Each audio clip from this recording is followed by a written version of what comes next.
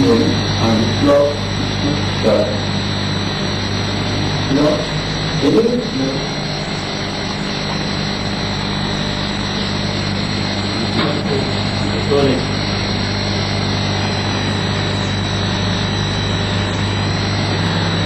میں یہ عرض کر رہا تھا کہ ہندو کی طرف سے مخالفت سیاست یا وطنیت کی بنیادوں پہ نہیں تھی.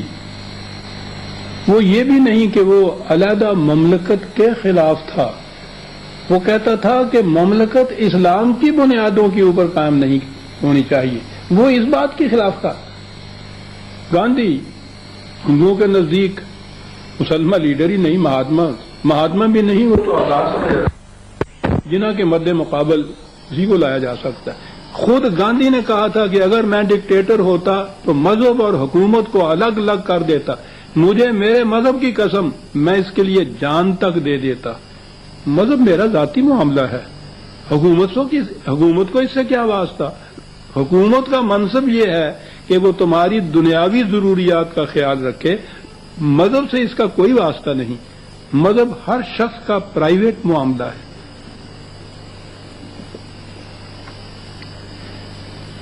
یہ انہوں نے جب 1940 کا ریزولوشن پاس ہوا ہے تو اس پر تبصرہ کرتے ہوئے گاندھی نے کہا تھا کہ میں پوری جرأت اور جسارت کے ساتھ اس امر کا اعلان کرتا ہوں کہ مسٹر جناح اور ان کے ہمخیال حضرات اپنی روش سے اسلام کی کوئی خدمت سر انجام نہیں دے رہے. گاندھی بلکہ وہ اس پیغام کی غلط ترجمانی کر رہے ہیں جو لفظ اسلام کے اندر پوشیدہ ہے. مجھے یہ کہنے کی ضرورت اس لیے پیش آئی کہ آج کل مسلم لیگ کی طرف سے جو کچھ ہو رہا ہے اس سے میرے دل پر سخت ٹھیس لگ رہی ہے. میں اپنے فرائض کی سر انجام دہی میں کوتاہی کروں گا اگر میں ہندوستان کے مسلمانوں کو اس دروغ بافی سے متنبع نہ کر دوں جس کا اس نازک وقت میں ہندوستان کے اس نازک وقت میں ان میں اس طرح پروپیگنڈا کیا جا رہا ہے.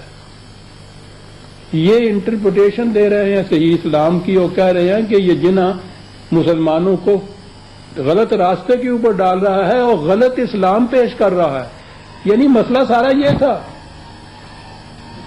جو اسلام وہاں کے علماء یا ملا پیش کرتے تھے اس کا تو تحفظ دیکھ رہی تھی کانگریس. ان کے ریزولوشن پاس ہو رہے تھے اور جو اسلام ادھر سے پیش ہو رہا تھا اس کے متعلق وہ کہہ رہا ہے کہ میں ڈکٹیٹر ہوتا تو اپنی جان دے دیتا اس اسلام کے خلاف.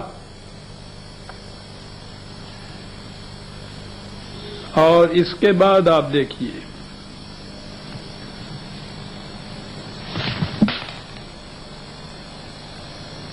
قائد اعظم کی وفات پر ہندوستان ٹائمز نے یہ لکھا تھا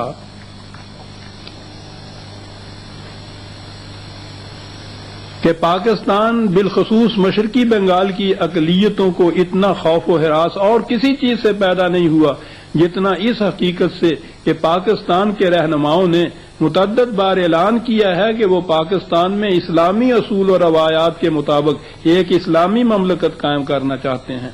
اس کے بعد اس نے اپنے مقالہ افتتاحیہ میں لکھا تھا کہ اگر کشمیر کا مسئلہ پرامن طریق سے طے ہو جائے اور پاکستان اسلامی اسٹیٹ کے خیال کو ترک کر دے اور اپنے سامنے ایک جمہوری ریاست کی تشکیل کا نصب العین رکھے تو اس سے پاکستان اور ہندوستان اور ہندوؤں اور مسلمانوں میں خوشگوار تعلقات کا ایک نیا دور شروع ہو جائے گا.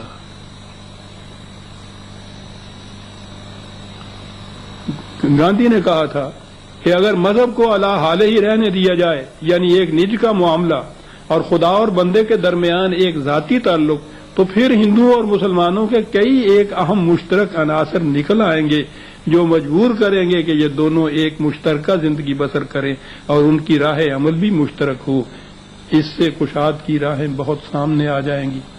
بات اتنی سی ہے کہ یہ اسلام کی بنیادوں کے اوپر جو حکومت قائم کرنا چاہتے ہیں اس کی ہم مخالفت کرتے ہیں. ہم یہ نہیں چاہتے. الگ حکومت قائم کرنے کی بھی آپ دیکھتے ہیں کہ مخالفت یہاں نہیں ہو رہی. اگر یہ خیال ترک کر دیں کہ وہ اسٹیٹ ان کا اسلامک ہوگا تو پھر اس کے بعد ہم ان کے ساتھ اور گفتگو کر سکتے ہیں۔ آپ غور کر رہے ہیں کہ بات کہاں سے کہاں پہنچ رہی ہے، اور یہ چیز ایک ہندو کے ذہن میں تھی۔ 1941 میں لدھیانے میں اکھنڈ بھارت کانفرنس ہوئی، جس کی صدارت ان کا ایک کانگریس کا بہت بڑا لیڈر تھا مسٹر منشی بمبئی کا، اس نے صدارت کی تھی۔ اس میں اس نے کہا تھا کہ تمہیں کچھ معلوم بھی ہے کہ پاکستان ہے کیا؟ نہیں معلوم تو سن لیجئے کہ پاکستان سے مفہوم یہ ہے کہ مسلمانوں کو اس کا حق حاصل ہے کہ وہ ملک کے ایک یا ایک سے زیادہ علاقوں میں اپنے لیے ایسے مسکن بنا لیں جہاں طرز حکومت قرآنی اصولوں کے سانچے میں ڈھل سکے اور جہاں اردو ان کی قومی زبان بن سکے۔ مختصر یوں سمجھیے کہ پاکستان مسلمانوں کا ایک ایسا خطہ ارض ہوگا جہاں اسلامی حکومت قائم ہوگی۔ اور انہوں نے وہاں پھر اس کے بعد کہا تھا کہ میں پوچھتا ہوں نیشنلسٹ علماء سے کہ کیا وہ اس کو ایسا ہونے دیں گے؟ اور وہاں ایک بہت بڑے مفتی تھے لدھیانے کے، انہوں نے وہاں اعلانیہ کہا تھا کہ ہم کبھی ایسا نہیں ہونے دیں گے۔ آپ نے اس سے دیکھ لیا ہوگا کہ یہ مخالفت کیا تھی۔ یہ وہی مخالفت تھی جو قریش نے مخالفت کی تھی۔ مکے کی زندگی میں تو قریش کی مخالفت قابل فہم تھی کہ چلیے وہ کہتے تھے کہ ہمارے ہاں تو اس قسم کا کوئی فتنہ برپا نہ ہو، باطل مذہب کی ترویج نہ ہو، لیکن جب حضور ہجرت کر کے مدینے تشریف لے آئے تو پھر قریش کو کیا مخاصمت تھی؟ 7 سال تک وہ ہر سال کے کئی بار بھی چڑھائیاں کر کے جنگ کر کے میدان جنگ میں اپنے بڑے بڑے جیالوں کو جانیں دے کے کس چیز سے وہ روک رہے تھے کہ اسلام کا نظام قائم نہ ہونے پائے۔ انہیں پتا تھا کہ اگر کہیں بھی اسلام کا نظام قائم ہو گیا تو پھر قریش کے جتنے نظام ہیں، سرمایہ داری اور پیشوائیت اور ملوکیت، یہ سارے ختم ہو جائیں گے۔ ہندو بھی یہ دیکھ رہا تھا کہ اگر ہمارے ہمسایہ ملک میں کسی طرح قرآنی نظام قائم ہو گیا تو پھر ہمارے لیے جینا حرام ہو جائے گا، اور یہی بات آج دنیا کی بڑی بڑی سپر پاور جو ہیں ان کے ذہن میں بھی ہے کہ اگر کہیں بھی یہ صحیح اسلامی یا قرآنی نظام قائم ہو گیا تو ان کی جو سیاست اور سرمایہ داری اور یہ چیزیں ہیں اس کے ایوانات میں لرزہ آ جائے گا۔ اصل بنیاد یہ تھی ہندو کی، جس کی وجہ سے وہ مخالفت کرتا تھا، اور وہ مخالفت کیا چلا جاتا تھا، اور اس کے مقابلے میں قائد اعظم اپنی قوم کو کہے جا رہا تھا کہ اگر پاکستان نہ بنا تو کیا ہوگا۔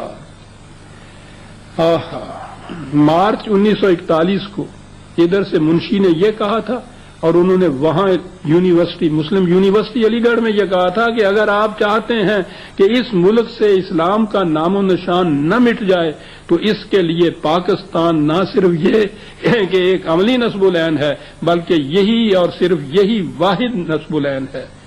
اور 1945 میں انہوں نے پاکستان کے ڈے کی تقریب پر اپنے پیغام میں کہا تھا کہ ہماری حفاظت، ہماری نجات اور عزت و آبرو کے تحفظ کا واحد ذریعہ پاکستان ہے۔ اگر ہم اس جد و جہد میں ناکام رہ گئے تو ہم تو تباہ ہو ہی جائیں گے، لیکن اس کے ساتھ ہی اس بر صغیر میں نہ مسلمانوں کا وجود باقی رہے گا، نہ اسلام کا نام و نشان باقی رہے گا۔